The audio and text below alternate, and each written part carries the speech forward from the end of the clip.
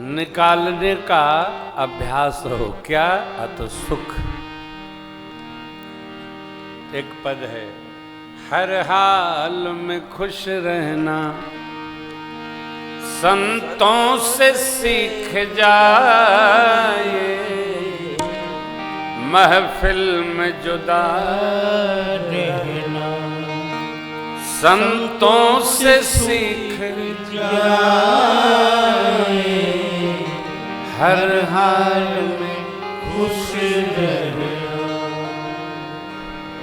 विवाहोपरांत श्री अवध के आनंद का वर्णन बाबा नहीं करते। ऐसा आनंद हो रहा है। अब सबका एक चिंतन है, क्या? महाराज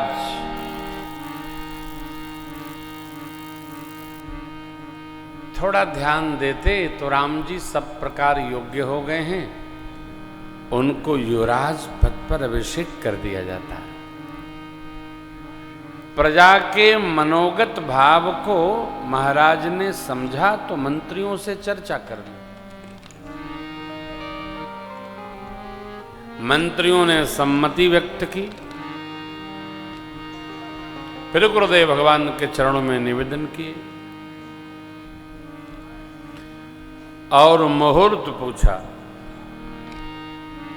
गुरुजी ने मुहूर्त बताया, दर्शन करिए। बेग विलंब न करिय नृप, साझी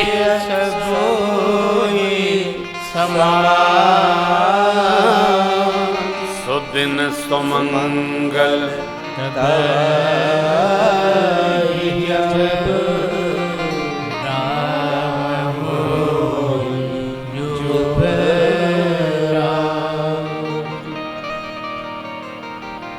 गुरु जी ने क्या कहा? वो कहा जो उनको कहना था, कहना चाहिए। बेग विलंब न करिए नृप, राजन शीघ्र कर डालिए। अब तो मुहूर्त का है का जिस दिन राम जी युवराज पद पर बैठ जाएं, वही दिन शुभ मुहूर्त है, वही घड़ी शुभ घड़ी है। अब राम जी कौन दिन चुनेंगे, तय करेंगे, निश्चय करेंगे तो राम जी जाने साहब।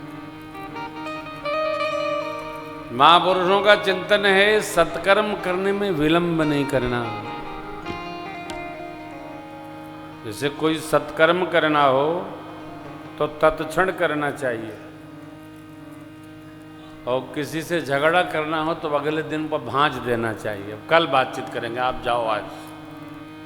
ऐसा क्यों? अब तो एक क्षण में मन बदल जाता है, झट समाप्त, और तुरंत हिसाब किताब करेंगे, झंझट बढ़ जाएगी। कल पे टालिए, कल देखा जाएगा। गुरुदेव भगवान ने स्पष्ट कहा, राजन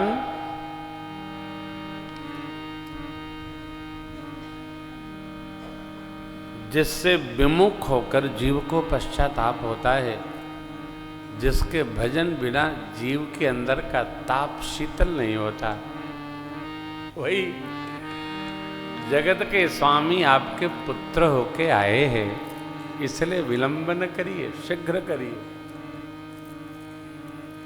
चक्रवर्ती जी राम जी के बारे में कोई परिभाषा सुनते नहीं, क्योंकि उनका जो राग है जगत के जीव पिता के भाव का है। अब यहां एक नवीन बात आप स्मरण करो। पूज्य पिताजी चक्रवर्ती महाराज राम जी को युवराज पद पर बिठाना चाहते हैं, अभिषेक करना चाहते हैं, और राम जी युवराज नहीं है, राम जी राजा हैं। हम क्या हैं, इसको दूसरा बाद में निश्चय करे, हमको पहले निश्चय करना होगा। हम क्या हैं, दूसरा नहीं करेगा। हमारे बारे में हमको बड़ा स्पष्ट रहना है। और यदि हम आधा व्याधा थोड़ा मोड़ा गफलत में ऐसा भी वैसा भी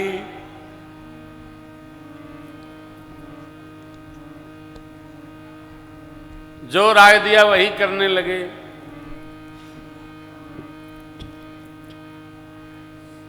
हमको अभी किसी ने कहा किसी कथा में, महाराज आप राम कथा करते हैं, कोई प्रोजेक्ट नहीं चलाते आप। अब तो थे, तो मैंने कहा भाई साहब राम कथा एक बहुत बड़ा प्रोजेक्ट है। 9 दिन इधर कथा बाँचो, 9 दिन इधर बाँचो, 1-2 दिन आश्रम पर रहो, घर का नंबर ही नहीं आता है।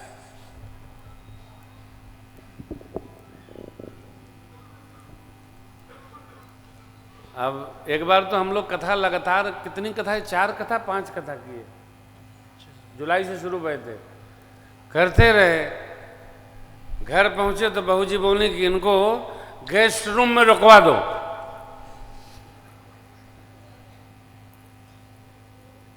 तो गेस्ट रूम में काहे रुकवा दो, तो आप 2 दिन के लिए गेस्ट अपीयरेंस में दिखाई पड़ रहे हैं, फिर तीसरे दिन चले जाएंगे। तो घर हम लोग व्यवस्थित करके रखें, आप इसी में घंट बंड कर देते हैं आप लोग। अब ये इतना बड़ा प्रोजेक्ट है, उसी में कौन सा प्रोजेक्ट, आ तो कोई गौशाला चलाइए, अस्पताल चलाइए, स्कूल चलाइए। माफ करना, वो आदमी सबसे बड़ा मूर्ख हो जो अपना पैसा कमाकर और दूसरे के लिए प्रोजेक्ट चलाता है। उससे बड़ा मूर्ख धरती पर नहीं। अरे कुछ नहीं, जाई विधि राखे राम। भगवान ने सबको अपना अपना काम सौंपा है। ये गलती करात नहीं करनी चाहिए कि भगवान हमको कुछ दे रहे हैं प्रसादी, तो उस प्रसादी को इकट्ठा करके दूसरे के निमित्त काम करना है। कदाप नहीं करें, कोई भी हो। अभी चर्चा कर दी थी, हम लोग तो यहाँ बगल में बैठे हैं,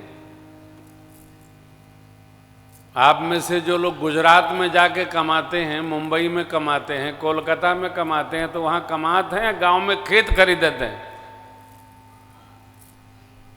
तो होता क्या है कि जिसके पसीना नहीं जला है, खून नहीं जला है, उसको क्या दर्द होगा। दूसरी पीढ़ी वो खेत बेच बेच खाती है